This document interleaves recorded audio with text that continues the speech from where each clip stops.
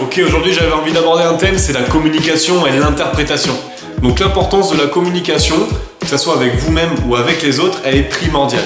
Elle va d'une part éviter d'avoir, ou tout du moins elle va éviter des conflits inutiles et de s'enfermer dans des situations où on a l'impression d'être coincé et d'être dans une impasse. Aujourd'hui, parce qu'on interprète certaines situations ou certaines pensées ou certains regards par exemple, et qu'on se fie un peu trop au regard des autres pour justement interpréter et croire qu'on sait ce qu'ils pensent, on se bloque, on se prive et on adopte des comportements qui sont souvent mal adaptés.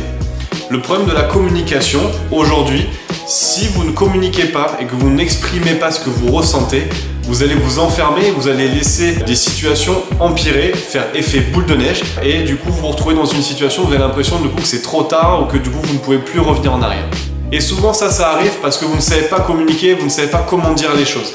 Donc c'est important d'exprimer votre point de vue. Même si vous l'exprimez mal ou que la forme n'est pas forcément là, au moins vous avez dit les choses. Vaut mieux dire quelque chose avec une forme qui soit mauvaise que de ne pas dire la chose. En disant la chose, même si c'est avec une forme qui n'est pas forcément la meilleure, vous aurez exprimé ce que vous ressentez et vous allez désamorcer les situations. Si vous ne dites rien, la situation va empirer, ça va faire effet boule de neige encore une fois et vous allez vous retrouver dans une situation négative. Donc il faut que vous exprimiez votre point de vue. Et souvent parce que vous ne savez pas comment dire les choses, vous avez l'impression que vous laissez les choses faire finalement, ou vous attendez un meilleur moment, alors que ce meilleur moment ne viendra peut-être jamais.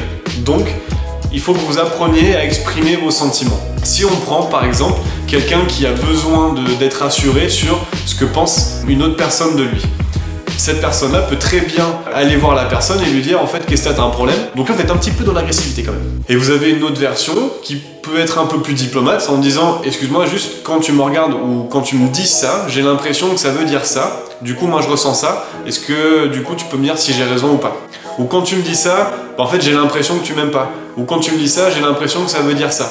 N'ayez pas peur d'avoir l'air con en fait, parce que vous aurez plus l'air con de ne rien dire que d'interpréter de manière négative et à la limite même d'interpréter que quelqu'un ne vous aime pas et d'aller l'embrouiller parce que vous avez pensé qu'il vous aimait pas. Tout ça parce que vous avez interprété. Donc c'est important que vous appreniez à dire les choses et à désamorcer des situations tant qu'il est encore temps.